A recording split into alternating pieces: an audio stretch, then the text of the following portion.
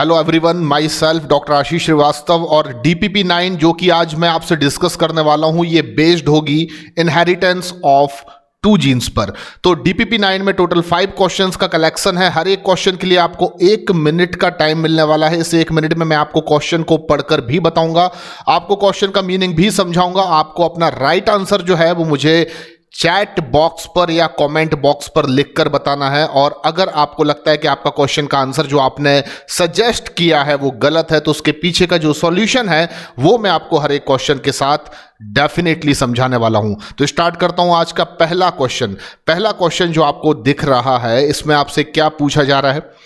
When Mendel self hybridized the F1 plant of genotype capital R small r capital Y small y in the F2 generation, the yellow and green color segregated in the ratio।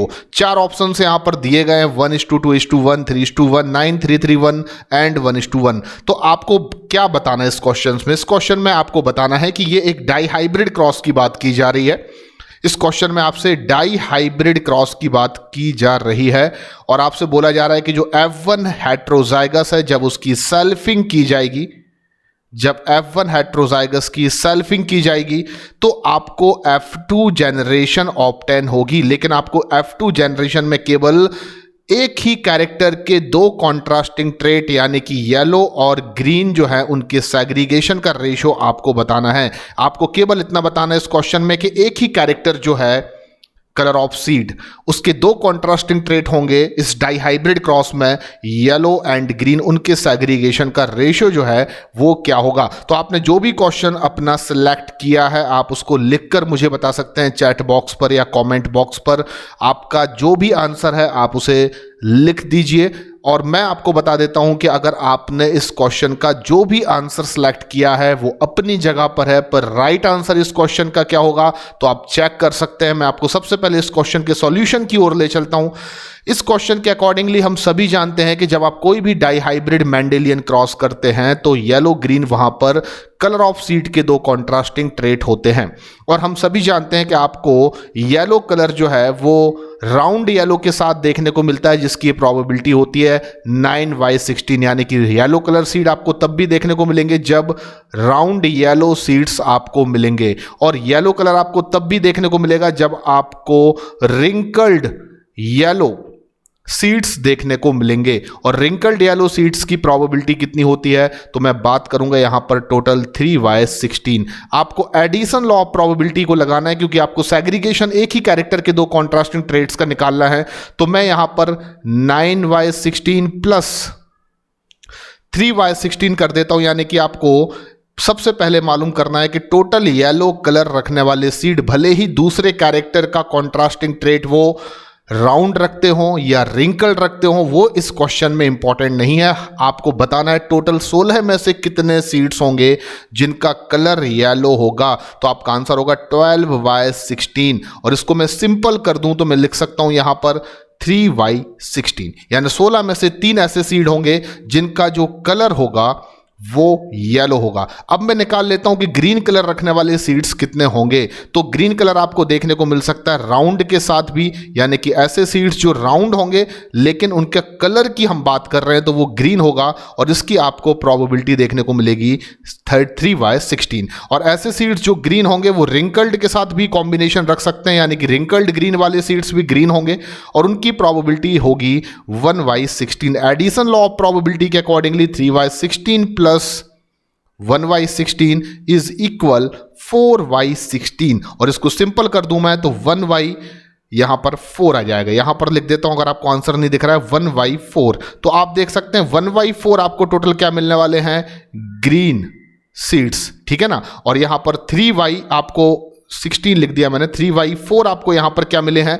Yellow seeds. तो मैं लिख सकता हूं कि total yellow और green colour का segregation होगा यहां पर 3:1, यानी कि 3 आपको मिलेंगे टोटल, 4 में से 3 आपको मिलेंगे यहां पर येलो कलर के सीड्स और आपको 4 में से 1 यहां पर मिलेगा ग्रीन कलर का सीड। और मेंडल ने जब डाई हाइब्रिड क्रॉस को किया था तो मैंने आपको पहले भी बताया है कि वो कहीं ना कहीं क्रॉस चेक करना चाहते थे मोनो हाइब्रिड क्रॉस के रिजल्ट्स को, क्या किसी एक कैरेक्टर के दो कॉन्ट्रास्टिंग ट्रेट का सेग्रीगेशन डाई हाइब्रिड क्रॉस में भी as it is mono hybrid cross की तरह होता है, तो एग्जैक्टली होता है और उसी पर यह क्वेश्चन बेस्ड था। तो अगर आपने अपना राइट आंसर सेलेक्ट किया है ऑप्शन बी, तो डेफिनेटली आपका आंसर बिल्कुल सही है, क्योंकि इस क्वेश्चन का जो राइट आंसर होना चाहिए वो होगा 3:1, यानी कि ऑप्शन जो है बी इस क्वेश्चन का राइट आंसर है। अगले क्वेश्चन की ओर बढ़ते हैं। अगला क्वेश्चन आपसे क्या कह रहा है, आप ध्यान से इस क्वेश्चन को पढ़ेंगे। How many different types of gamete are produced if the genotype of a plant is capital A capital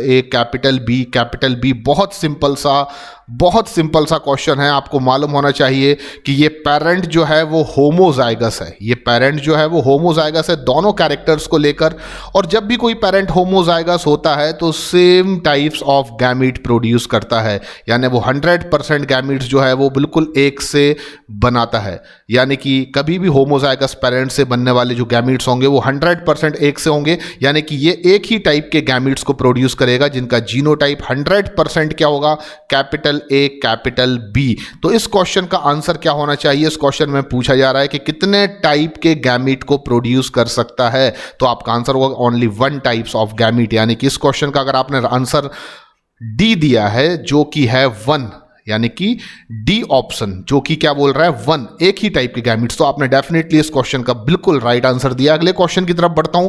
in Mendel's experiment with garden pea, Mendel का एक्सपेरिमेंट जब हम गार्डन पी के साथ करेंगे तो आपसे इस क्वेश्चन में कहा जा रहा है कि जो राउंड शेप ऑफ सीड है, यानी capital R that is dominant over, ये डोमिनेंट है किसके ऊपर, रिंकल शेप ऑफ सीड के ऊपर। एंड फिर आपसे कहा जा रहा है इस क्वेश्चन में कि जो येलो कलर का कोट है, यानी कि capital Y that is the dominant over green colour of coat, यानी कि स्मॉल वाई। तो ये तो हमें समझ में यहां पर आ गया। आगे इस क्वेश्चन में क्या कहा जा रहा है, what are the expected phenotypes in the F2 generation of the cross capital R capital Y crossed करना है आपको स्मॉल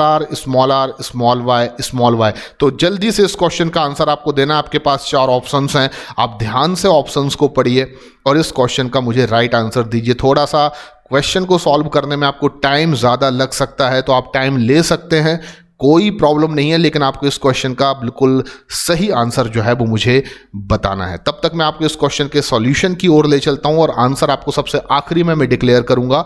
तो इस क्वेश्चन के अकॉर्डिंगली आपसे ये बोला जा रहा है कि अगर आप कैपिटल आर कैपिटल वाई यानी होमोजाइगस फॉर बोथ कैरेक्टर, जो डोमिनेंट पेरेंट है उसका cross homozygous for both character recessive parent के साथ कराएंगे, तो डेफिनेटली आपको F1 जनरेशन में हेट्रोजाइगस कंडीशन देखने को मिलेगी। लेकिन ये आपसे F2 जनरेशन में प्रोजेनीज के फिनोटाइप की बात कर रहे हैं। ये एक सिंपल सा मेंडेलियन डाइहाइब्रिड क्रॉस है। तो आप सभी जानते हैं कि जब हम F1 हेट्रोजाइगस की सेल्फिंग करते हैं तो F2 जनरेशन में हमें 4 फिनोटाइप देखने को मिलते हैं, यानी कि हमें टोटल 9 क्या मिलते हैं, राउंड येलो, हमें 3 क्या मिलते हैं तो हम कहेंगे राउंड ग्रीन, हमें 3 क्या मिलते हैं तो रिंकल्ड येलो, एंड हमें 1 क्या मिलता है तो रिंकल्ड ग्रीन। यानी कि आपको 4 डिफरेंट फिनोटाइप देखने को मिलेंगे। पर ऑप्शन नंबर ए क्या कह रहा है, only wrinkled seed with green coat, तो ये आंसर आपका गलत है। Only wrinkled seeds with yellow coat, तो ये भी आपका आंसर बिल्कुल गलत है।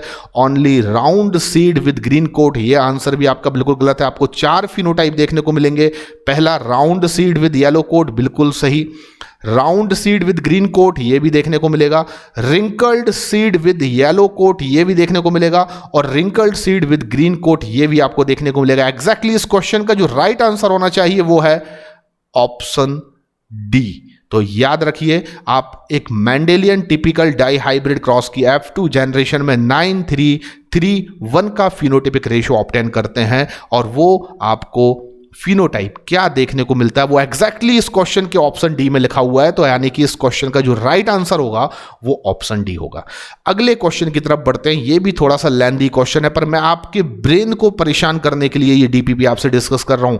इसमें क्वेश्चन भले ही बहुत बड़े हैं लेकिन कंसेप्ट बहुत ज्यादा कठिन नहीं है, आपको केवल क्वेश्चन को ध्यान से पढ़ना है। तो क्वेश्चन में क्या बोला जा रहा है मैं आपको जल्दी से समझा देता हूं। एक प्लांट स्पीसीज है जिसमें आपको बताया जा रहा है कि फ्लावर का येलो कलर होना डोमिनेंट है व्हाइट कलर के फ्लावर पर, उसी तरीके से फ्रूट का शेप राउंड होना डोमिनेंट है इलोंगेटेड शेप पर।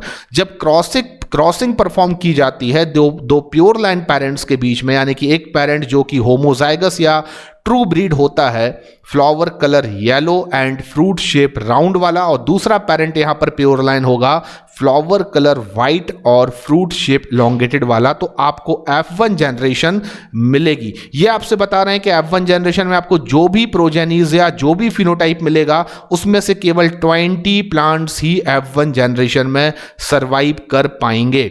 और वो प्लांट्स जो F1 जनरेशन में 20 ओनली प्लांट्स सरवाइव कर रहे हैं, जब आप उनका सेल्फिंग करेंगे, जब आप उनका सेल्फ पॉलिनेशन करेंगे, तो F2 जनरेशन में आपको टोटल 960 प्लांट्स मिलेंगे जो सरवाइव कर सकेंगे। यानी कि आपको यह बताया जा रहा है कि आप दो प्योर लाइन पेरेंट्स को डाई हाइब्रिड क्रॉस में क्रॉस्ड कर रहे हैं।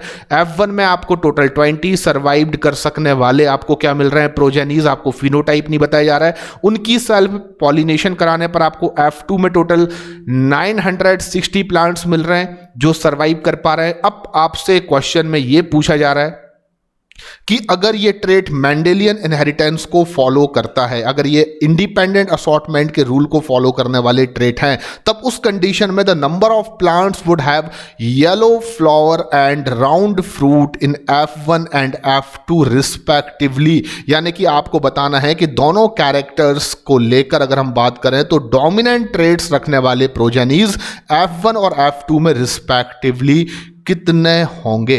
तो बहुत ही सिंपल सा क्वेश्चन है, केवल इसको घुमाया गया है। आपने क्या राइट आंसर अभी तक निकाल रखा है आप मुझे चैट बॉक्स पर या कमेंट बॉक्स पर लिखकर जरूर बताएं, और मैं आपको इस क्वेश्चन के सॉल्यूशन की तरफ लेकर चलता हूं। क्वेश्चन के अकॉर्डिंगली अगर मैं आपसे बात करूं तो इस क्वेश्चन में आपसे बोला जा रहा है कि येलो कलर के फ्लावर और साथ में फ्रूट का शेप राउंड होना इज द डोमिनेंट, ऐसा एक पेरेंट हमने बना लिया, और दूसरा आपके फ्लावर का कलर व्हाइट होना और फ्रूट्स का शेप इलोंगेटेड होना is the recessive. F1 generation आपको हेट्रोजाइगस मिल रही है और उसमें टोटल 20 प्रोजेनीज ही सरवाइव कर सकते हैं, जो डेफिनेटली कैसे होंगे, तो आपका आंसर होगा येलो कलर ऑफ फ्लावर रखने वाले और फ्रूट का शेप राउंड रखने वाले due to law of dominance. अब आपसे कहा जाता है कि जब आप इस F1 की सेल्फिंग कराते हैं तो F2 जनरेशन में आपको टोटल 960 ऐसे प्रोजेनीज मिलते हैं जो सरवाइव कर सकते हैं। उनमें से कितने ऐसे प्रोजेनी होंगे जिनके फ्लावर का जो कलर होगा वो येलो होगा और उनके फ्रूट का जो शेप होगा वो राउंड होगा, यानी कि डोमिनेंट फॉर बोथ कैरेक्टर। तो हम सभी जानते हैं कि as per di hybrid Mendelian cross F2 generation में दोनों ही ट्रेट्स, दोनों ही कैरेक्टर के डोमिनेंट कॉन्ट्रास्टिंग कैरेक्टर रखने वाले प्रोजेनीज का जो हमें प्रोबेबिलिटी या रेशो मिलता है वो हमें 16 में से कितने मिलते हैं, 16 में से 9, यानी कि 9/16। और टोटल क्योंकि सीड्स या टोटल जो प्रोजेनीज प्रोड्यूस हो रहे हैं F2 जनरेशन वो 960 हो रहे हैं। तो F2 जनरेशन में आपको पता होना चाहिए कि आपको टोटल 540 ऐसे प्रोजेनीज मिलेंगे जो दोनों कैरेक्टर के लिए डोमिनेंट फिनोटाइप एक्सप्रेस करने की कैपेबिलिटी रखते होंगे। तो F1 में 100% प्रोजेनीज क्या करेंगे, दोनों कैरेक्टर को डोमिनेंटली एक्सप्रेस करेंगे, और F2 जनरेशन में 540 ऐसे प्रोजेनीज होंगे जो दोनों कैरेक्टर को डोमिनेंटली एक्सप्रेस करेंगे ड्यू टू 9/16। तो अल्टीमेटली इस क्वेश्चन का जो आंसर होगा वो आपका बी ऑप्शन होगा, यानी कि इस क्वेश्चन का जो राइट आंसर है दैट इज ऑप्शन बी। और ऑप्शन बी के अकॉर्डिंगली F1 में 20 आपको ऐसे प्रोजेनीज मिलेंगे जो दोनों कैरेक्टर के डोमिनेंट ट्रेट्स रखते होंगे, और F2 जनरेशन में आपको 540 मिलेंगे, क्योंकि आपसे क्रमशः यानी रिस्पेक्टिवली बात की गई थी। तो F1 में 20 और F2 में 40. This is the right answer. Fifth number question, that is another a very important question. आपको ध्यान से इस क्वेश्चन को पढ़ना है. इस क्वेश्चन के अकॉर्डिंगली इन अ डाई हाइब्रिड क्रॉस, आपसे किसकी बात की जा रही है? एक डाई हाइब्रिड क्रॉस की बात की जा रही है.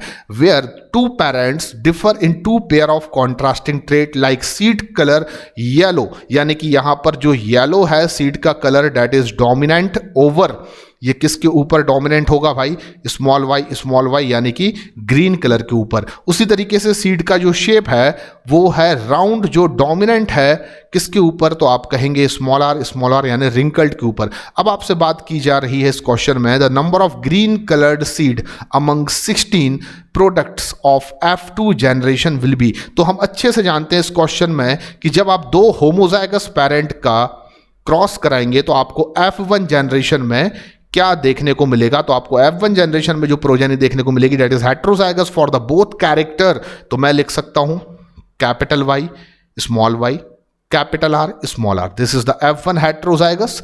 और इससे जब मैं F2 जनरेशन ऑब्टेन करूंगा तो केवल आपको इतना बताना है कि F2 जनरेशन में से 16 में से कितनी ऐसी प्रोजेनीज होंगी जिनमें सीड का कलर, केवल एक कैरेक्टर का कॉन्ट्रास्टिंग ट्रेट पूछा जा रहा है, सीड का कलर बस ग्रीन होना चाहिए. डजंट मैटर कि सीड का शेप रिंकल्ड है या राउंड है. तो मैं देख लेता हूं कि ग्रीन कलर सीड्स की प्रोबेबिलिटी क्या होगी इस डाई हाइब्रिड क्रॉस में.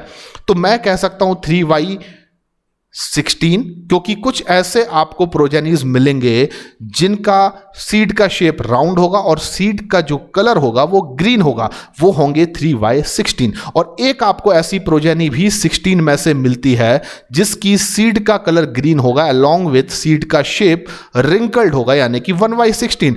एडिशन लॉ ऑफ प्रोबेबिलिटी के अकॉर्डिंगली 4y16 आपको सिंप्लीफाइड नहीं करना है, क्योंकि आपसे पूछा जा रहा है 16 में से आपको F2 जनरेशन में कितने ग्रीन कलर के सीड रखने वाले प्लांट्स मिलेंगे. तो डेफिनेटली 16 में से आपको 4 ऐसे प्रोजेनीज मिलेंगे जिनके सीड का कलर ग्रीन होगा. यहां पर कोई मैटर नहीं है कि सीड का शेप राउंड है या वो रिंकल्ड है. The right answer of this question is option B, यानी कि 4. तो आई होप कि आपने पांचों क्वेश्चंस के राइट आंसर मुझे दिए होंगे. अगर आपको कोई भी क्वेश्चन समझ में नहीं आया है तो आप कमेंट बॉक्स पर अपना डाउट मुझे लिखकर बता सकते हैं. डेफिनेटली मैं आपके डाउट्स के आंसर को रिप्लाई करूंगा. और अगर आपको ये पांचों क्वेश्चन समझ में आ गए हैं तो आप डेफिनेटली जेनेटिक्स में इनहेरिटेंस ऑफ 2 जीन पर बेस्ड डिफिकल्ट से डिफिकल्ट क्वेश्चन को बहुत ज्यादा सिंपल तरीके से सॉल्व कर सकते हैं. Thank you very much. धन्यवाद.